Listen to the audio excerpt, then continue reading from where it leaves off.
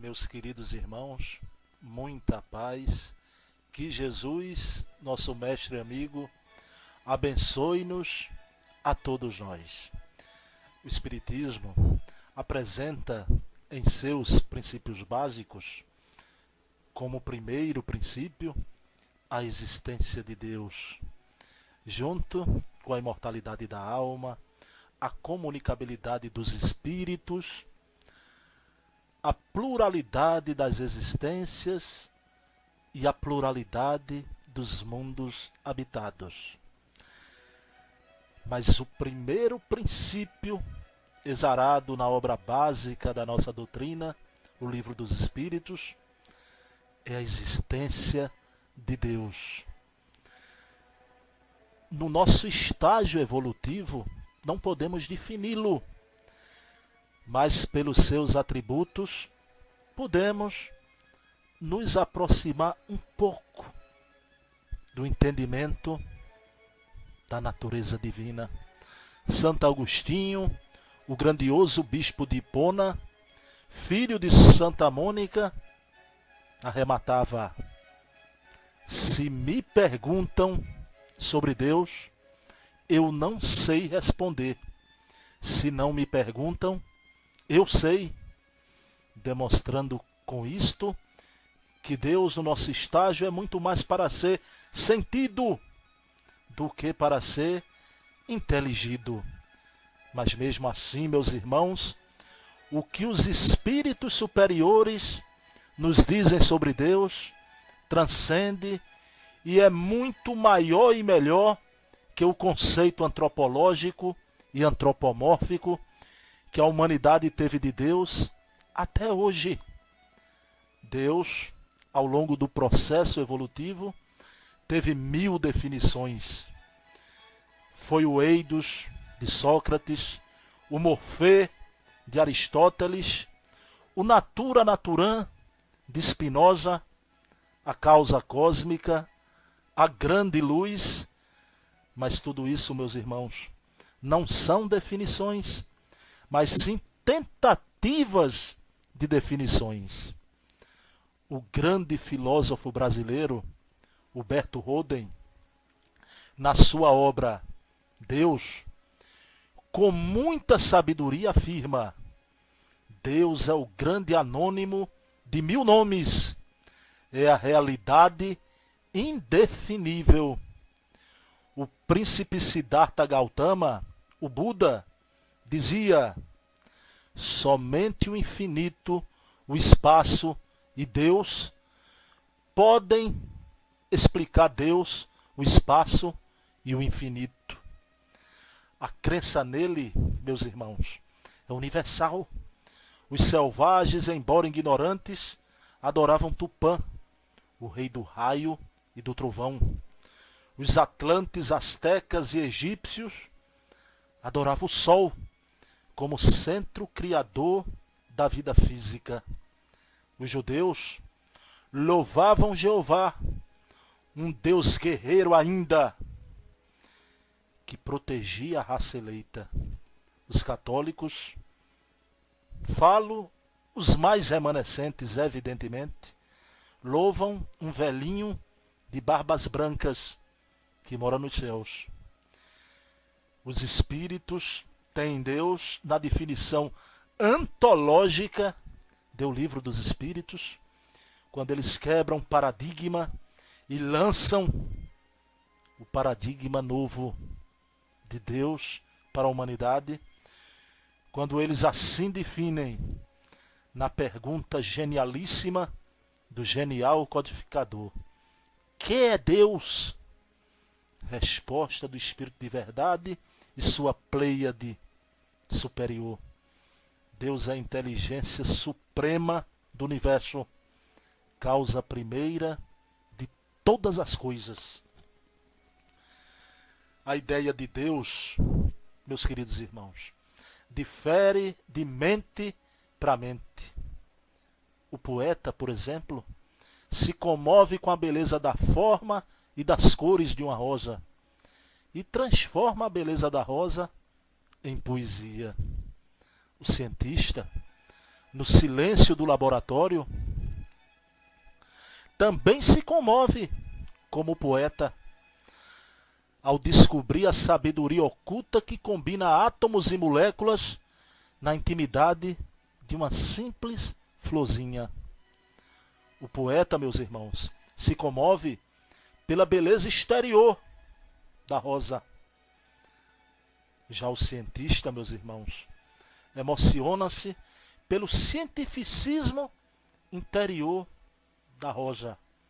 Mas cada qual, na sua forma mental, estão caminhando ao encontro de Deus.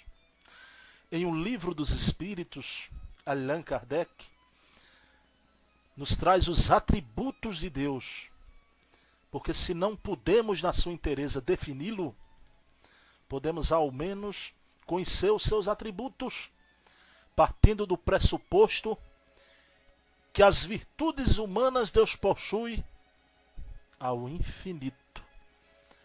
Esses atributos, então, seguem na seguinte ordem: Deus é eterno, não teve começo, nem terá fim. Se tivesse começo, teria sido criado por um ser anterior e já não seria mais Deus. Segundo atributo, Deus é imutável. Se estivesse sujeito às mudanças, as leis que regem o universo não teriam nenhuma estabilidade. Terceiro atributo, Deus é imaterial. A sua natureza difere de tudo que chamamos de matéria, porque senão estaria sujeito às transformações da matéria. Paulo de Tarso, esse gigante de sabedoria, vaso escolhido por Deus, assim afirma: nele, em Deus, somos, existimos e nos movemos. O quarto princípio, Deus é único. Se houvesse vários deuses, não haveria unidade de vistas nem ordenamento no universo. O diabo, meus irmãos, não é para ser encarado objetivamente, mas sim subjetivamente. O diabo, se existir fora, seria a soma das nossas maldades. Os demônios são apenas nossos irmãos, os espíritos inferiores na escalonada evolutiva. Nem menino de ginásio acredita naquele diabo no inferno com seus caldeirões. Seria necessário criar um inferno mais moderno, com raio laser, com a alta tecnologia. O quinto princípio, Deus é todo-poderoso, é arquipotente. Se não tivesse o soberano poder, haveria algo tão poderoso, então seriam dois deuses.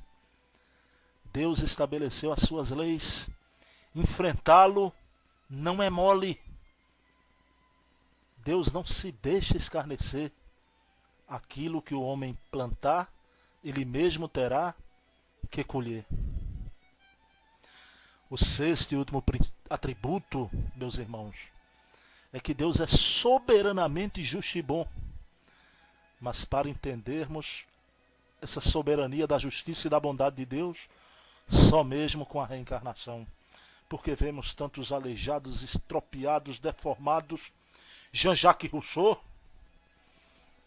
o grande pensador da nossa França querida, dizia: o homem é bom, a sociedade o corrompe. Mas infelizmente aqui não poderemos concordar com Jean-Jacques Rousseau, porque o homem não é bom e a sociedade o corrompe. O homem traz os vórtices negativos das vidas passadas. Outro grande pensador da universalidade, Ortega y Gasset, assim afirmava: o homem é ele e suas circunstâncias. Novamente, infelizmente aqui, não podemos concordar com Ortega y Gasset, pois o homem não é ele e suas circunstâncias, o homem é ele e suas reencarnações. O Espiritismo, meus irmãos, trazendo a imortalidade da alma e a reencarnação, apresenta uma estrutura de ciência, filosofia e religião. É religião no sentido grego da palavra do religare, religar a criatura ao Criador. E a comunhão, a comunicação da criatura com o Criador se dá através da prece, da oração. A palavra orar, meus amigos, vem do latim os oris, que significa boca. Então orar é abrir a boca da alma e conversar com Deus. Como diz o nosso querido Hermógenes, professor de yoga, nos momentos de maior felicidade da sua vida, lembre-se de Deus. Hermógenes quer dizer que abramos a boca da alma e agradeçamos a Deus por aquele momento. Mas o grande mestre da yoga conclui: nos momentos de infelicidade também, lembre-se de Deus e agradeça. Ou seja, o que quis dizer Hermógenes, que no momento de tristeza, de decepção, devemos também, os ores, abrir a boca da alma e agradecer a Deus. Jesus narra a parábola do rico que ficou pobre e disse a Deus: ó Senhor, tu me deste, tu me tiraste. Eis aqui o teu servo, faze de mim o que te aprouver. Um sacerdote budista sentiu-se frio e se acolheu com a capa. Foi roubado. Olhou a lua resplandecente e orou a Deus: ó meu Deus, ainda bem que não roubou-me a lua. Então, meus amigos, quando alguém nos roubar a carteira, digamos: que bom, ainda bem, meu Deus, que não roubou-me a vida. Então devemos sempre orar a Deus para louvar, pedir e agradecer. Porque Deus é a inteligência suprema do universo. Não está distante. Deus está no mais profundo recôndito do nosso ser. Deus está mais perto de nós do que a nossa própria pele. Segundo Mahatma Gandhi, esse gigante da paz, com a sua ahimsa, não violência, e a satyagraha, o apego à verdade, Gandhi traz a sua magistral definição de oração. E me permitam dizer, meus irmãos, eu, Bruno, até hoje não conheço uma definição mais bela sobre oração. Deve existir, mas eu não conheço até hoje. Afirma Mohandas Karamchand Gandhi: a oração é a chave da manhã e o ferrolho da noite. Que maravilha! A oração é a chave com que devemos abrir o nosso dia radioso, mas é o ferrolho com o qual devemos fechar a noite do nosso exame de consciência.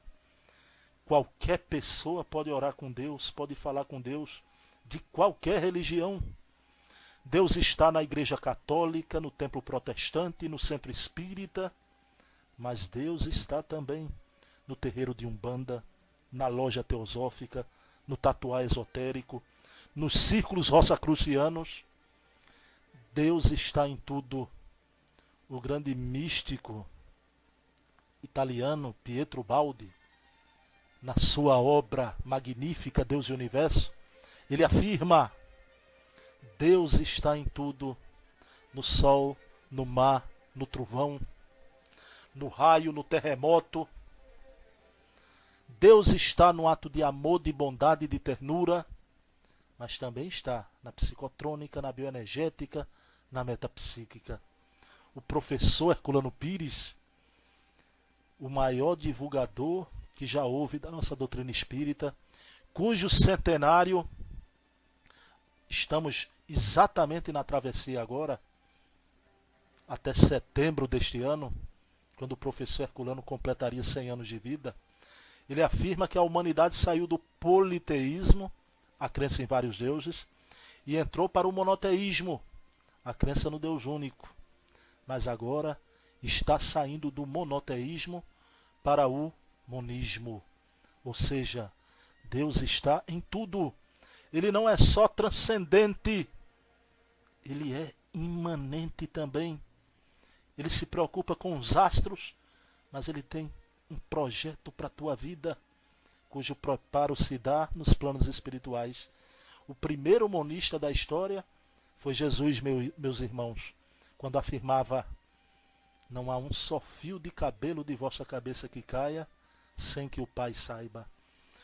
E afirma o professor Herculano Pires que o Espiritismo não tem apenas uma teologia, ou seja, um estudo de Deus, mas sim o Espiritismo vem apresentar uma teleologia. Palavra tele, que significa alma. Teleologia, o estudo concomitante de Deus e da alma ao mesmo tempo. Por isso mesmo, a doutrina espírita vem colocar Deus na nossa vida, com a imortalidade da alma e com a reencarnação. Santo Agostinho dizia: ó Senhor meu Deus, eu te buscava lá fora, só quando te conheci, foi que conheci a ti. Então, meus irmãos, o Espiritismo traz o conhece a ti mesmo e aproxima o homem de Deus. O Espiritismo nos dá o gostinho da eternidade. É como dar um grande abraço em Deus. Jesus afirmava amar a Deus sobre todas as coisas e ao próximo como a ti mesmo. A mística do primeiro mandamento tem que se derramar na ética do segundo mandamento. A verticalidade com Deus tem que se derramar na horizontalidade com o próximo.